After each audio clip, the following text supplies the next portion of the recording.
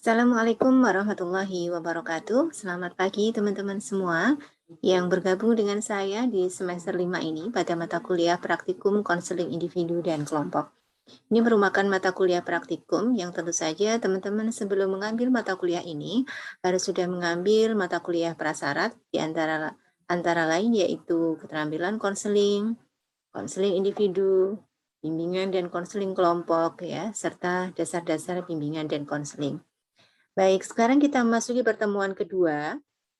Sebelum pada minggu-minggu berikutnya kita akan melakukan praktik konseling individu maupun kelompok. Pada pertemuan kedua ini kita akan mereview tentang teknik-teknik komunikasi konseling sebagaimana yang sudah kita pelajari dalam mata kuliah keterampilan konseling pada semester 3.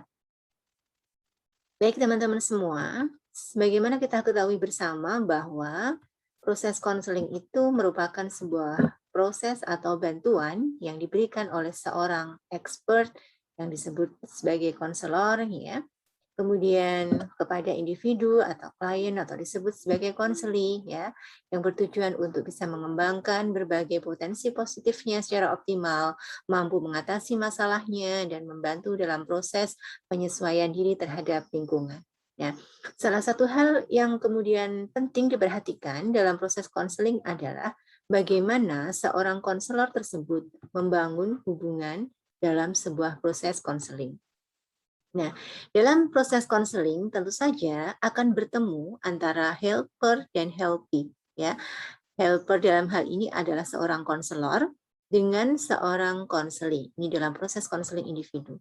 Di mana masing-masing antara helpers dan helpee tentu saja memiliki lingkungan atau latar belakang yang berbeda, baik yang terkait dengan attitude, needs, values, beliefs, skill, dan lain sebagainya. Nah, dalam proses konseling itu terjadi interaksi antara helpers environment dengan healthy environment. Gitu ya. Oleh karena itu, penting bagi seorang konselor bagaimana menciptakan hubungan yang nyaman dalam proses konseling sehingga nantinya tujuan-tujuan dalam proses konseling itu bisa tercapai. Nah, salah satu hal yang kemudian penting diperhatikan adalah bagaimana mewujudkan perilaku konselor yang efektif. Ya, jadi ada beberapa, kita akan review kembali tentang beberapa perilaku konselor yang efektif, baik itu yang sifatnya verbal ataupun nonverbal. Ya. Perilaku verbal ditandai dengan antara lain yaitu bagaimana menggunakan kata-kata yang dapat dipahami oleh konseli, gitu ya, kata-kata sederhana, mudah dipahami sesuai dengan konselinya, apakah dia anak-anak, remaja, dewasa, ya, dan lain sebagainya. Kemudian bisa memberikan refleksi penjelasan terhadap pernyataan konseli, bisa memberikan penafsiran yang baik, membuat kesimpulan, merespon pesan utama, ya, memberikan dorongan minimal, memanggil konseli dengan nama yang akrab atau nama yang baik. Itu beberapa perilaku verbal yang efektif, ya. Sedangkan perilaku nonverbal yang efektif adalah terkait dengan bagaimana intonasi ya, atau nada suara itu disesuaikan dengan konseli ya, tidak terlalu keras, tidak juga terlalu rendah. Memelihara kontak mata, adanya anggukan, ya, kemudian wajah yang bersemangat ataupun wajah yang kemudian tersenyum, penuh senyum, ya, menggunakan isyarat tangan atau yang lain yang kemudian bisa mendukung. Kemudian juga diperhatikan tentang jarak antara konselor dan konseli yang sesuai, ya. Termasuk juga ucapan-ucapan yang tidak terlalu cepat atau tidak terlalu lambat. Ya. Terkait dengan posisi duduk, ya lebih baik agak condong ke arah konseling. Sementara itu, perilaku yang kurang efektif yaitu bisa dilihat pada perilaku verbal maupun perilaku nonverbalnya. Ya. Perilaku verbal yang kurang efektif misalnya banyak memberikan nasihat, ya lebih banyak bicara dan memberikan nasihat, tidak memberikan kesempatan konseli untuk kemudian mengeksplorasi dari dirinya sendiri. Lebih banyak menceramahi, menyalahkan konseli atas kejadian atau permasalahan yang dialami oleh konseli, lebih banyak menilai, menghakimi, membujuk, mendesak, ya. bertanya mengapa, yang seringkali itu membuat klien merasa terpojok ya. Sementara itu berkaitan dengan perilaku nonverbalnya, yaitu yang kurang efektif adalah pandangan muka yang melengos atau membuang pandangan ya, kemudian duduk seolah-olah menjauh dari konseli, senyum yang tidak tulus, menggerakkan dahi seperti kita bertanya-tanya itu ya. Kalau kita meragukan meragukan ucapan orang, biasanya kita agak dahinya mengkerut. Kemudian wajah yang tidak ceria atau cemberut ya, merapatkan mulut ya, seperti menggigit mulut begitu. Kemudian menggerak-gerakkan jari yang tidak perlu dan menggunakan isyarat-isyarat lain yang mengacaukan. Ya, artinya ada gerakan-gerakan tangan atau gerakan anggota tubuh kita yang kemudian justru tidak mendukung pada komunikasi itu, tapi malah juga bisa menimbulkan komunikasi yang tidak efektif. Ya, itu beberapa perilaku yang tidak efektif baik dari segi verbal maupun non-verbal. Selanjutnya kita akan masuk saja pada beberapa teknik komunikasi konseling yang sudah kita bahas sebelumnya untuk kita review, untuk mengingatkan kembali bagaimana menerapkan komunikasi-komunikasi yang efektif dalam proses konseling itu. Ya, jadi banyak sekali teknik komunikasi konseling yang sudah kita pelajari pada semester sebelumnya. Ya, ada lebih dari 30 ya, masing-masing teknik itu kemudian memiliki jenisnya atau pembagiannya sehingga jumlahnya sangat banyak. Itu yang kemudian penting untuk kita kuasai sehingga nanti ketika melakukan proses konseling, kita bisa menggunakan teknik yang tepat di antara sekian banyak teknik itu dalam proses atau interaksi antara konselor dan konseli dalam proses konseling. Ya, teknik yang pertama adalah attending. Attending seringkali disebut sebagai menghampiri klien. Ya, jadi teknik attending ini adalah bagaimana seorang konselor bisa melibatkan konseli ya dalam proses konseling itu, kemudian bagaimana mengkondisikan sesi konseling itu sebelum benar-benar dimulai pembahasannya, terkait juga dengan bagaimana kesiapan konselor dalam melayani klien dalam proses konseling itu, serta mengkomunikasikan minat, perhatian, ya, dan kenyamanan konseling. Nah, dalam attending ini, yang perlu diperhatikan adalah berkenaan dengan, ya, yang pertama, berkaitan dengan bahasa verbal. Ya, bahasa verbal itu berkenaan dengan apa yang kemudian kita ucapkan ya ketika kemudian bertemu dengan konseling. Yang pertama penting adalah berkaitan dengan mengucapkan salam atau membalas salam ya. Jika klien datang, maka kita bisa memulai untuk mengucapkan salam tergantung agama dan budaya. Misalnya Assalamualaikum ya. Senang bertemu dengan Anda, atau kalau kliennya yang sudah memberikan salam, kita membalas dengan disesuaikan ya. Kalau dia mengucapkan Assalamualaikum, kita balas dengan Waalaikumsalam. Kalau misalnya dia selamat pagi ya. Senang bertemu dengan Anda. Kemudian berjabat tangan, ya apa kabar? Sambil berjabat tangan misalnya sesuai dengan kultur, mempersilahkan duduk, silahkan duduk. Kalau sudah kenal bisa disebut namanya, oh Mbak Eka, Mbak Vina, atau yang lain ya. Kemudian membuka pembicaraan, berikan informasi-informasi terkait dengan konseling itu apa, tujuannya apa, etika dan tugas konselor seperti apa. Itu adalah berkaitan dengan proses attending atau menghampiri klien yang dihubungkan dengan bahasa verbal.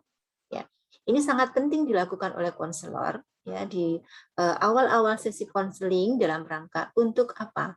Membuka atau membangun hubungan dan kepercayaan konseli kepada konselor. Kemudian yang berikutnya berkenaan dengan bahasa nonverbal ya. Bahasa nonverbal dikaitkan dengan bagaimana cara dan duduk seorang konseling. Ya, tentu saja kita kalau dalam proses konseling gitu ya, dengan duduk yang rileks, nyaman, ya, tapi tidak bersandar. Ya, jadi kita lebih condong badannya ke arah konseling untuk membuat kesan atau bahwa kita perhatian atau kita memperhatikan konseling. ya, menghadap secara tepat, ya, lebih condong ke depan, adanya eye contact atau kontak mata, ya. Kontak mata di sini tentu saja sesuai kultur, ya. Digunakan kontak mata untuk melihat bahwa kita serius atau kita memperhatikan konseli, kita respect kepada konseli, ya. Tapi kalau lihat kultur juga bahwa mungkin di beberapa kultur budaya akan tidak nyaman kalau kita kemudian menatap klien secara berlebihan atau terlalu lama.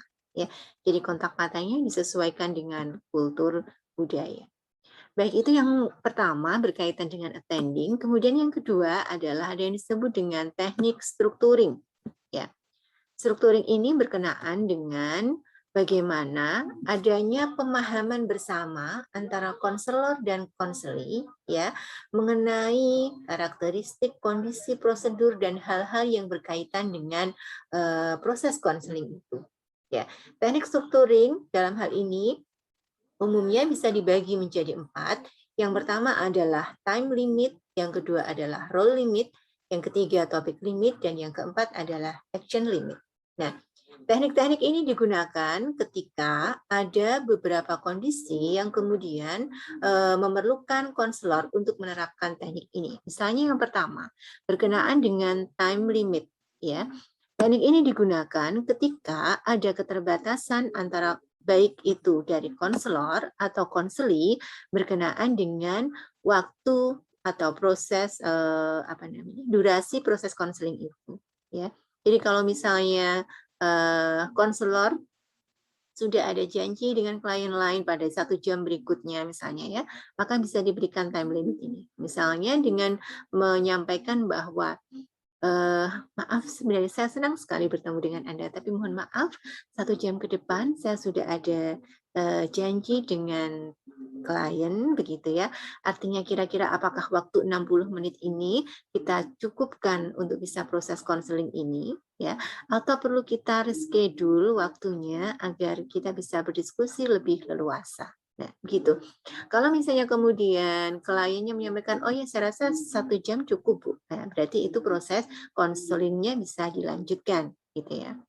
Kalau misalnya kemudian klien merasa bahwa 1 jam kurang cukup, bisa diatur waktu yang lain atau bisa ya udah Bu nanti kita 1 jam kita gunakan aja, kalau nggak cukup nanti kita atur di lain waktu misalnya begitu. Nah, itu bergantung pada kesepakatan. Artinya ketika ada keterbatasan waktu dari konselor atau konseling tentang durasi atau waktu yang diperlukan, itu bisa diberikan time limit di awal sesi konseling. Kemudian yang kedua yang disebut dengan role limit, batasan peran. Ya, teknik batasan peran ini dilakukan ketika mendapati konseli atau klien yang kemudian dia tidak mau menaruh tanggung jawab terhadap apa yang dia alami. Artinya kemudian memberikan semua tanggung jawab itu kepada konselor. Ya, misalnya, saya nggak tahu Bu, pokoknya saya pusing Bu ya. Nanti saya cerita, nanti Ibu nanti yang memecahkan masalah saya. Nanti terserah, nanti Ibu apa yang harus saya lakukan, saya manut Ibu. Misalnya begitu. Ya. Nah, dalam kondisi menghadapi klien yang seperti itu, maka bisa dilakukan teknik role limit. Ya, bahwa maaf Mbak, Mas, gitu ya. Saya tahu mungkin Anda saat ini sedang sedih atau kurang nyaman, sedang bingung ya. Perlu saya sampaikan bahwa di sini saya sebagai konselor ya akan membantu Anda, kita bersama-sama akan mencoba untuk mencari akar permasalahannya apa, kita akan diskusikan bersama ya. Soal keputusan nanti apa yang akan kita ambil, yang akan Anda lakukan, itu bergantung kepada Anda sendiri. Ya, nanti kita akan bersama-sama mendiskusikannya gitu. Ya, saya seperti itu. Kemudian yang ketiga yang disebut dengan structuring topic limit. Ya, structuring topic limit ini dilakukan apabila dalam pembahasannya klien memiliki berbagai permasalahan dalam satu waktu, gitu ya. Yang kemudian perlu dibatasi pada sesi tersebut untuk membahas pada satu persoalan yang ingin difokuskan. Nah, dengan menggunakan topik limit ini, maka konselor bisa menyampaikan, tadi Anda mengatakan bahwa saat ini Anda sedang punya masalah dengan keluarga, masalah kerjaan, ya masalah studi juga karena Anda juga sedang studi, masalah dengan teman, ya. Dari berbagai permasalahan yang Anda alami itu, ya, kira-kira mana yang saat ini akan kita bicarakan dulu, atau mana yang lebih mendesak untuk kita diskusikan lebih dulu. Nah, itu namanya topik limit. Ya. Kemudian yang terakhir ada yang disebut dengan action limit, batasan tentang tindakan. Dilakukan ketika ada tindakan-tindakan dari konseli maaf, yang kemudian kurang support atau kurang mendukung pada pencapaian tujuan konseling. Misalnya, dalam proses konseling tersebut, ya, kemudian klien masih sibuk dengan HP-nya misalnya ya.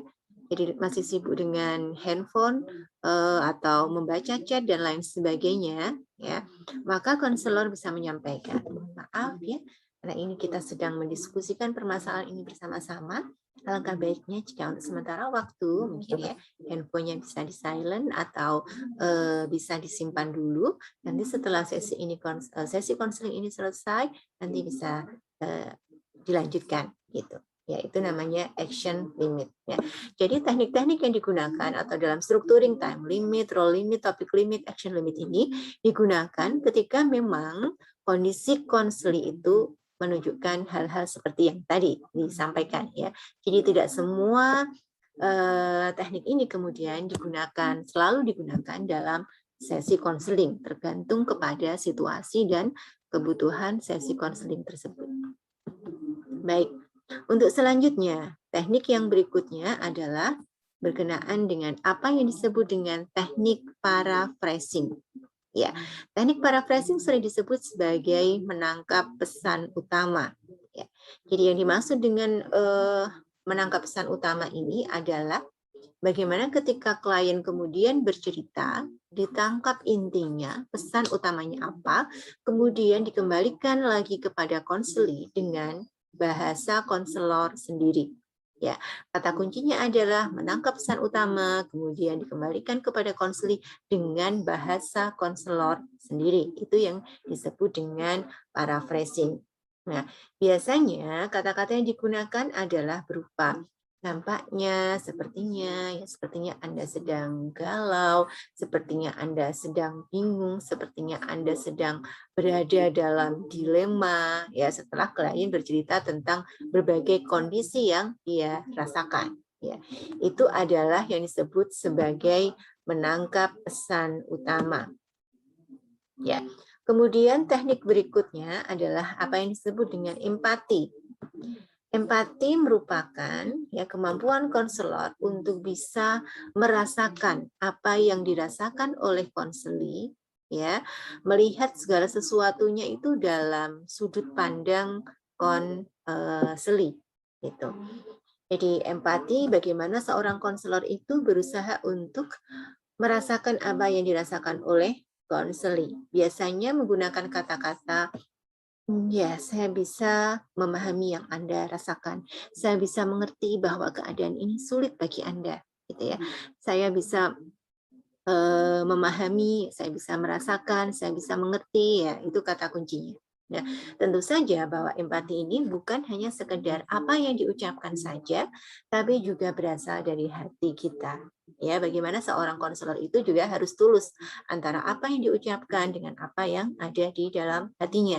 Ya, jangan mulutnya bilang bahwa oh ya saya bisa ngerti, saya bisa merasakan yang Anda rasakan, tapi dalam hatinya alah lebay men ya, bocah masalah gitu aja kok jadi pikiran misalnya begitu. Enggak ya. Jadi harus ucapan yang dilontarkan itu sama dengan apa yang dirasakan di dalam hati. Ya, empati bukan hanya sekedar perkataan saja, tapi juga keluar dari dalam hati konselor. Baik, itu yang disebut empati. Kemudian berikutnya ada teknik namanya konfrontasi. Ya, konfrontasi ini adalah biasanya dilakukan untuk merespon jika ada diskrepensi atau kesenjangan ya yang dilakukan atau dialami oleh konseli. Nah, kesenjangan-kesenjangan itu bisa berupa verbal dan non-verbal, ya, bisa berupa verbal-verbal ataupun bisa juga berupa non-verbal dan non-verbal. Ya, jadi kesenjangan atau ketidaksesuaian atau diskrepansi itu, ya. Jadi kalau antara verbal dan non-verbal, misalnya klien bilang bahwa saya nggak apa-apa lah Bu, putus dengan dia, masih banyak yang lain, saya gitu ya. Dia bilang seperti itu secara verbal, tapi non-verbalnya, raut mukanya dia masih menunjukkan wajah yang sedih. Ya, matanya berkaca-kaca. Itu berarti kan tidak sinkron, tidak sama gitu ya. Maka di sini bisa dilakukan konfrontasi ya. Mohon maaf, tadi Anda mengatakan bahwa Anda sudah tidak peduli, Anda sudah move on ya, Anda sudah nggak apa-apa, tidak sama dia, tapi raut muka Anda menunjukkan hal yang berbeda. Ya, kalau boleh tahu sebenarnya saat ini bagaimana yang Anda rasakan? Nah, itu namanya konfrontasi. Ya, bisa juga konfrontasi dilakukan terhadap perbedaan antara bahasa verbal dan verbalnya. Ya, klien bilang bahwa awalnya dia cerita bahwa udah Bu nggak apa-apa lah, saya udah nggak sama dia lagi. Nah, setelah ngobrol lagi dia ngomong bahwa wah kadang-kadang saya masih sulit juga Bu melupakannya gitu ya, kadang masih keinget, kadang belum bisa move on dan seterusnya. Itu berarti ada dua hal yang berlainan yang disampaikan oleh konseling.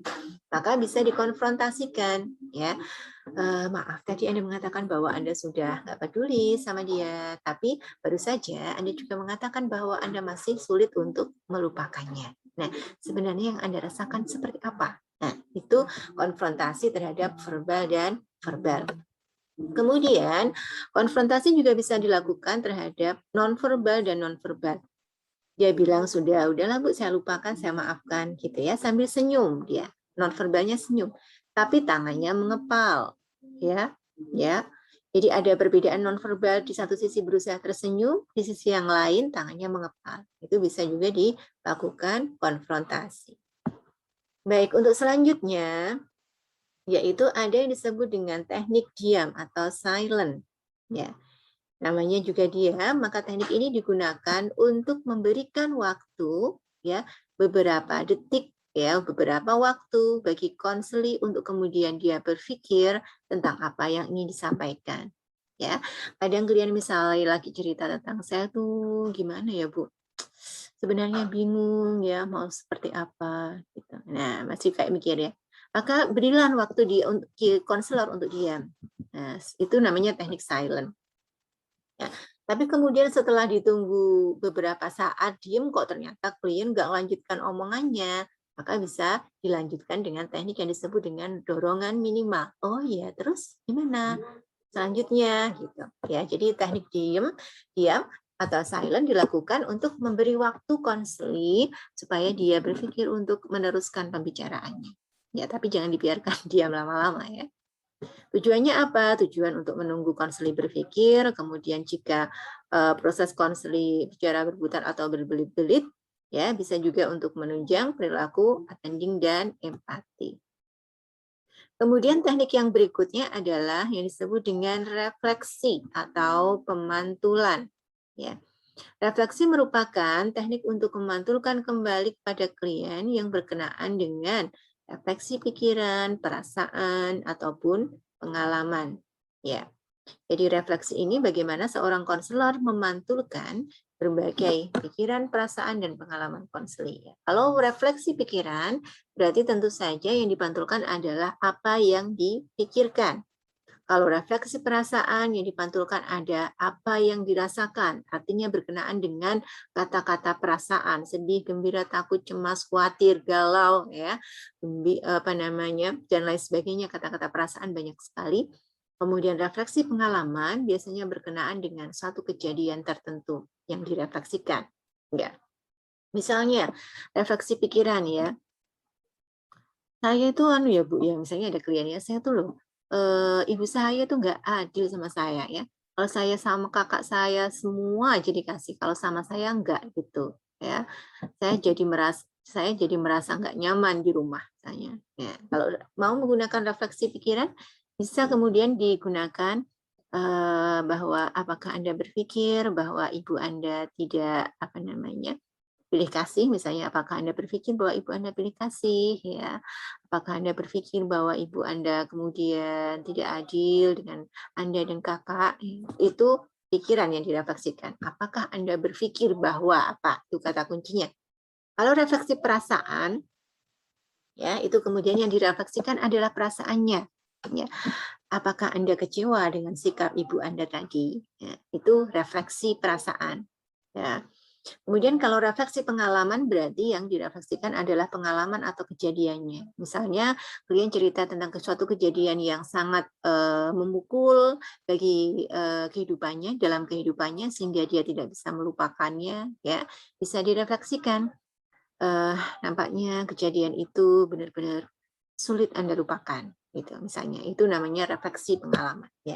Jadi kalau refleksi pikiran yang dipantulkan adalah apa yang dipikirkan, kalau refleksi perasaan yang dipantulkan adalah perasaannya, kalau refleksi pengalaman yang dipantulkan adalah kejadian-kejadian atau peristiwa-peristiwa yang dipantulkan.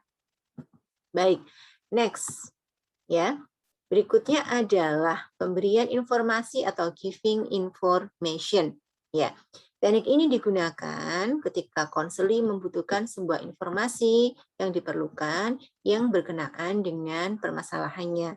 Ya, informasi itu bisa mengenai proses konseling itu sendiri atau informasi-informasi yang berkaitan dengan problem yang didiskusikan tersebut.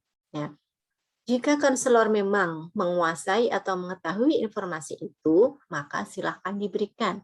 Tapi kalau misalnya konselor tidak mengetahui informasi yang ingin dicari oleh konseli itu, silakan untuk dibantu mencari sumber informasi yang lain. Ya, jangan menjawab atau memberikan informasi yang ngawur atau ngarang yang tidak diketahui. Ya, misalnya kliennya bertanya, Bu, kalau jurusan ilmu komunikasi di PT A sama B bagusan mana ya Bu ya, misalnya begitu ya. Maka kalau Anda tahu, maka konselor tahu kelebihan dan kekurangannya bisa diinformasikan.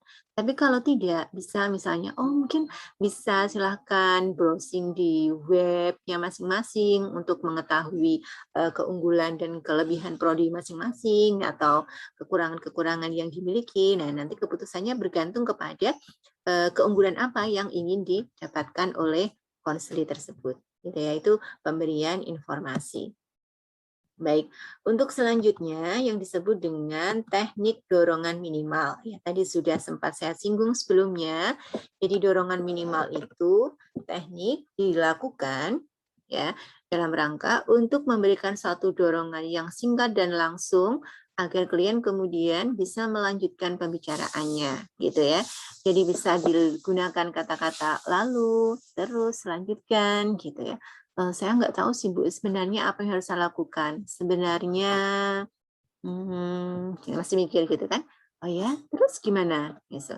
Lalu lanjutkan dan seterusnya. Itu dorongan minimal. Ya.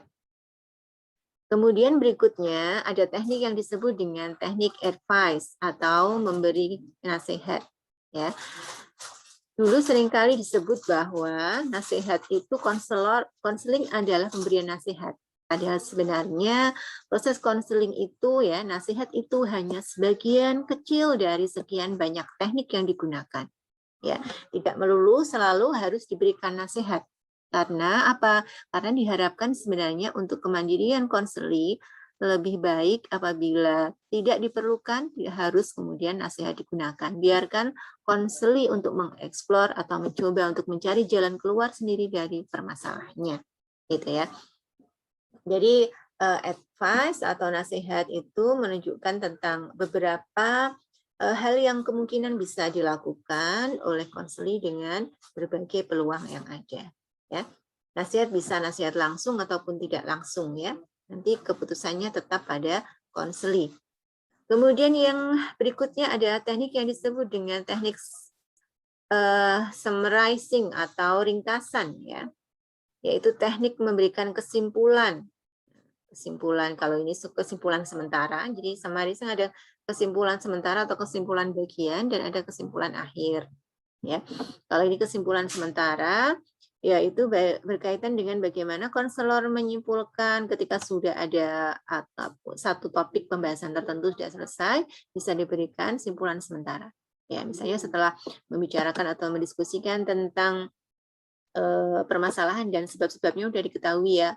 Oh, ternyata dari pembahasan saat ini sudah diketahui bahwa ternyata permasalahan yang Anda alami, yaitu berkenaan dengan komunikasi atau hubungan yang kurang baik dengan ayah, itu disebabkan karena kurangnya komunikasi yang intensif. Artinya kurang mau membuka diri untuk bertanya dulu atau menyapa dan lain sebagainya. Kedua, karena apa-apa, Pak, itu summarizing atau menyimpulkan sementara. Nah, nanti dilanjutkan untuk pembahasan selanjutnya, kira-kira apa yang sudah dilakukan, apa yang akan dilakukan, yaitu masuk bagian berikutnya. Ya. Kemudian tadi yang simpulan sementara, kemudian ada juga yang disebut dengan simpulan akhir. Nah, simpulan akhir ini dilakukan pada menjelang penutupan sesi atau menjelang terminasi.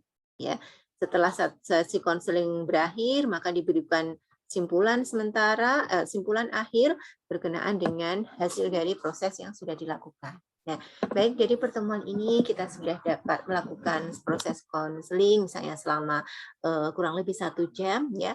Hal-hal yang dapat kita simpulkan dari pertemuan kali ini yaitu apa-apa, gitu ya. Jadi simpulan ini bisa juga dari konselor, bisa juga dari kliennya diminta untuk menyampaikan apa yang sudah dia dapat atau sudah diperoleh dari selama sesi konseling tersebut. Ya. Kemudian setelah simpulan ada juga teknik ini yang terlewat ini ya. Ada namanya teknik terminasi atau mengakhiri sesi konseling. Ya, setelah simpulan selesai ada lagi yang mau disampaikan ya. Jika tidak ada, mari kita akhiri sesi konseling ini ya. Semoga permasalahan Anda misalnya segera selesai ya. Nanti kalau ada hal-hal lain yang perlu kita diskusikan ya, kita bisa bertemu lagi. Semoga dalam suasana yang lebih baik. Saya begitu. Itu terminasi. Ya, baik teman-teman, itu beberapa teknik-teknik yang kita review kembali. Terus sebenarnya ada beberapa teknik yang sepertinya belum masuk juga ya. Ada focusing, ya, ada restatement juga ini. Lupa nggak masuk di sini ya. Ada focusing, itu focusing sendiri juga ada 3 tahap. Ada fokus on client, fokus on topic, fokus on other, gitu ya. Bagaimana memfokuskan pembicaraan itu pada topiknya, pada kliennya, atau pada other, pada orang lain yang ada dalam penceritaan atau narasi konseling, yaitu focusing ya. Sudah kita bahas sebelumnya pada mata kuliah sebelumnya sebenarnya. Tidak semua masuk di review ini. Ada juga restatement ya, ada restatement itu bagaimana konselor itu mengulang pembicaraan konseli ya. Namanya restatement berarti mengulang, bahasanya sama, kata-katanya sama. Kalau tadi paraphrasing itu menangkap pesan utama kemudian dikembalikan dengan bahasa yang lain. Kalau restatement bahasanya sama, diulang kembali. Misalnya, saya sedih Bu, nggak tahu harus bagaimana.